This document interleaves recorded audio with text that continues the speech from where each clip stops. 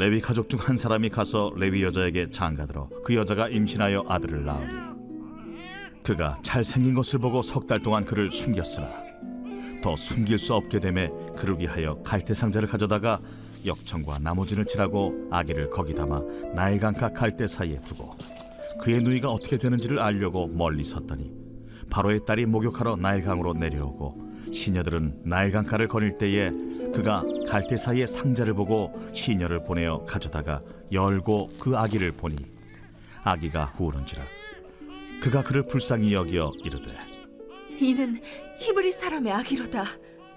그의 누이가 바로의 딸에게 이르되 내가 가서 당신을 위하여 히브리 여인 중에서 유모를 불러다가 이 아기에게 젖을 먹이게 하리이까?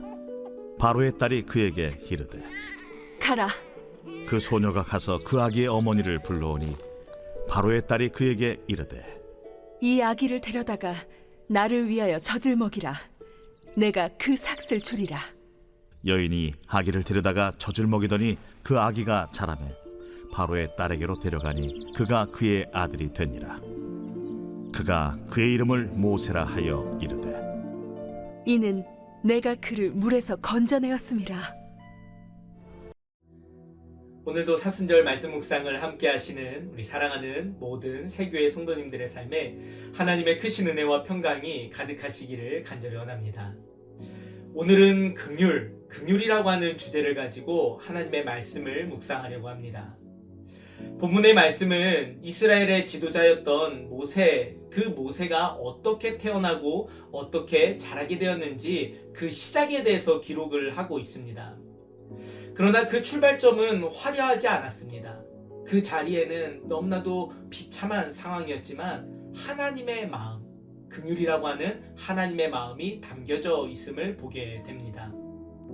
이 아기는 사실 절망 가운데서 태어났습니다. 당시 애굽의 왕 바로는 히브리 민족이 번성하는 것을 두려워하면서 남자 아기가 태어나면 히브리인들 가운데 남자 아기가 태어나면 이 아기를 죽이라고 명령하였습니다. 생명이 태어나는 것이 축복이 아니라 곧 죽음으로 이어지는 시대였습니다. 바로 그러한 시대 가운데 모세가 태어났습니다.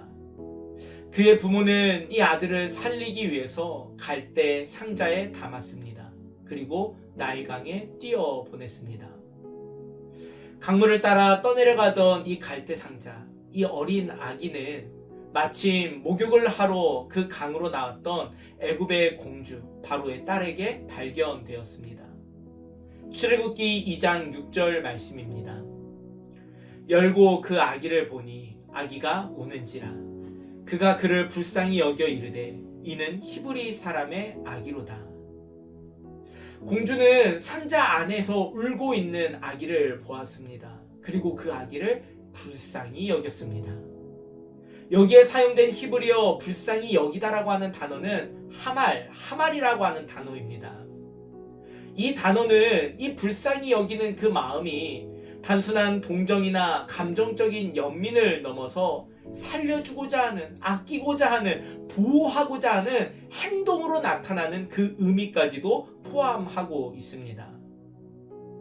바로의 딸, 이 애굽의 공주는 이 아기가 히브리 사람의 아기라는 것을 알고 있었습니다. 다시 말해 이 아기는 절대로 살려서는 안 되는 존재였습니다. 당시 바로가 선포한 법적으로도 그리고 자신의 안전을 생각해 보아도 그냥 이 아기를 모른 척 외면하는 것이 공주에게는 최선의 선택이었습니다. 그러나 그녀는 그 갈대 상자 안에 담겨있던 울고 있는 갓난 아기의 이 울음소리를 외면하지 않았습니다. 울음소리를 들었을 때 그냥 지나칠 수도 있었습니다. 나와는 전혀 상관없는 일이라고 그렇게 외면할 수도 있었습니다. 그러나 그녀는 이 아기를 보면서 그의 마음이 움직이기 시작을 합니다. 그리고 움직이는 그 마음은 행동으로 이어졌습니다. 여러분, 무엇이 이 애굽의 공주를 움직이게 하였던 것일까요? 그것은 신앙도 믿음도 사명도 아니었습니다. 그녀는 하나님을 알지 못했고 당연히 하나님의 뜻도 하나님의 구원의 계획도 알지 못하였습니다. 다만 그녀의 마음 가운데 있었던 작은 그 긍휼의 마음이 그를 움직이게 하였던 것입니다. 이 말씀을 보고 있으면 하나님의 긍휼이 어떻게 우리의 삶 가운데 일하고 계신지, 역사하는지를 볼 수 있습니다. 하나님의 그 구원하시는 일은 거창한 계획이나 위대한 인물의 결단을 통해서만 이루어지는 것은 아닙니다. 때로는 이름 없는 한 사람의 그 긍휼의 선택을 통해서도 하나님의 구원의 역사가 이어가고 있음을 볼 수 있습니다. 강을 따라 떠내려온 갓난아기, 이 모세를 살린 것은 한 사람의 그 긍휼의 마음에서 시작되었던 일입니다. 그러나 하나님께서는 그 볼품없어 보이는 그 작은 긍휼의 마음을 사용하셔서 이스라엘을 구원하시는 그 일의 시작점으로 삼으셨습니다.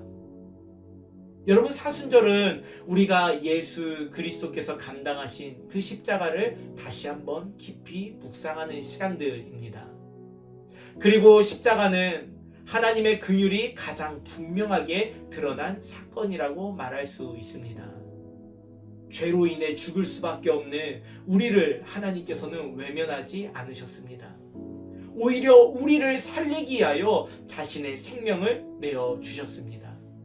여러분, 이것이 바로 행함으로 나타나는 긍휼의 모습이라고 말할 수 있습니다. 그러고 보면 긍휼은 분명히 대가가 따릅니다. 긍휼은 때로는 불편을 감수해야 합니다. 긍휼은 나를 내려놓는 선택으로 이어집니다. 여러분, 우리 주변에는 여전히 울고 있는 사람들이 있습니다. 관계 속에서 상처받은 사람, 경제적인 어려움 가운데 힘들어하고 있는 사람, 외로움 가운데서 무너져가는 사람들도 있습니다. 그러나 때때로 우리는 그런 사람들을 너무 쉽게 나와는 상관없는 일이라고 말하며 지나쳐 버립니다. 애굽의 공주였던 바로의 딸도 그렇게 할 수 있었습니다. 그러나 그녀는 멈춰 섭니다. 그리고 바라보았습니다. 그리고 그의 마음이 움직였고 그 움직이는 마음은 행동으로 이어졌습니다. 그렇다고 해서 긍휼이 모든 문제를 해결할 수 있는 능력이라고는 할 수 없습니다.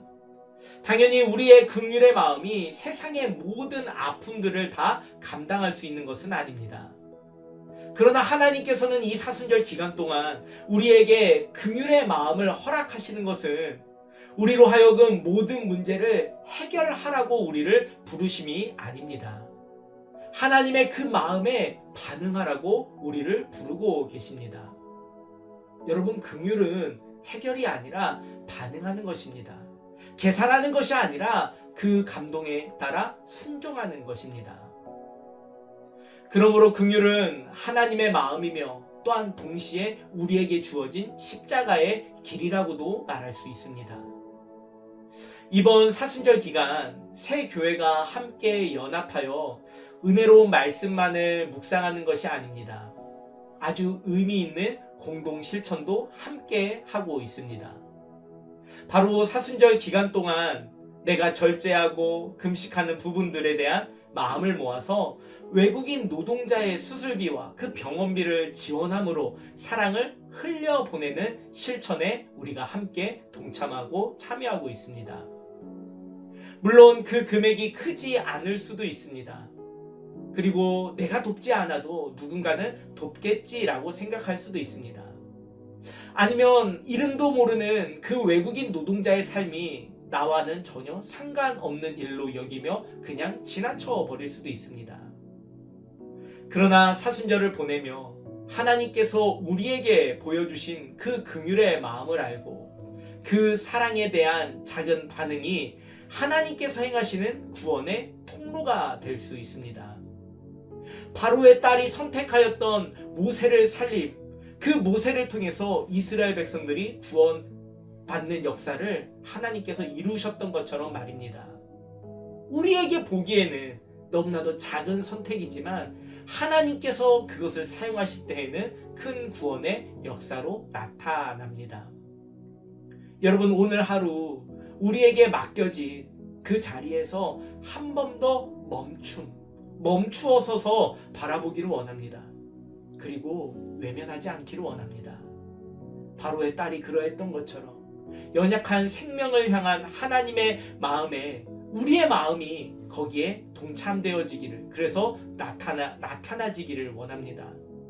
그때 하나님께서는 우리의 작은 그 긍휼의 선택, 행함을 통해서 구원의 역사를 이루어 가실 줄로 믿습니다. 여러분, 긍휼의 마음을 품고 행동함으로 그 사랑에 응답하지 않으시겠습니까? 함께 기도하겠습니다. 걸어가신 하나님, 하나님께서 죄로 인하여 죽을 수밖에 없는 우리를 외면하지 않으시고 그 긍휼의 마음으로 자신의 생명을 내어주셨던 그 긍휼의 마음이 오늘 우리에게도 있기를 간절히 원합니다. 물론 그 긍휼을 행함으로 옮길 때 비용이 발생하고 희생을 감수해야 되고 나에게 손해가 되어질 수도 있겠지만, 그러나 우리의 작은 이 선택, 이 행함이 하나님께서 이루어 가시는 큰 구원의 역사가 됨을 믿음으로 고백하며 긍휼의 마음으로 오늘 우리의 선택이 옮겨지는 삶을 살아갈 수 있도록 인도하여 주시옵소서. 그렇게 하나님께서 행하시는 구원의 놀라운 일에 쓰임받는 저희들 모두가 되게 하여 주시옵소서. 모든 말씀 예수님의 이름으로 기도드립니다. 아멘. 여러분, 오늘도 그 사랑에 응답하며 헌신과 자기 부인의 삶을 살아가는 여러분들의 그 삶의 결단을 응원하고 축복합니다. 사랑의 나눔 있는 곳에 하나님께서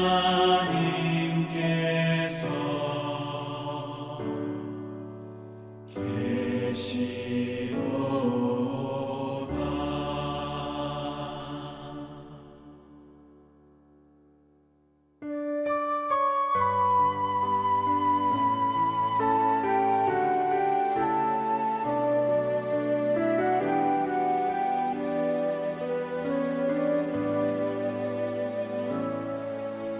사랑의 나눔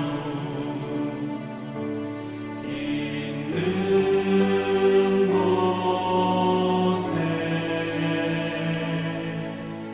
하나님께서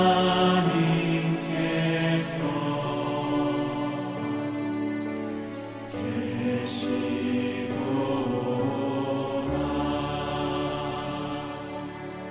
사랑의 나눔 있는 곳에 하나님께서 사랑의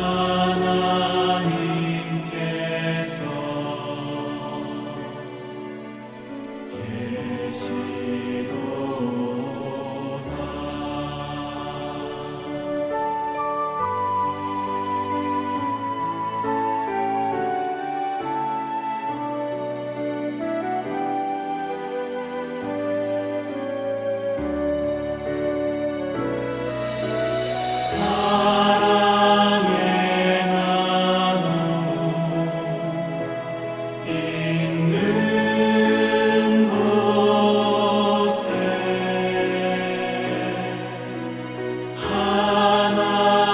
하나님께서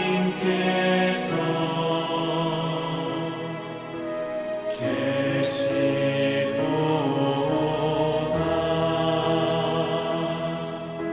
사랑의 나눔 있는 곳에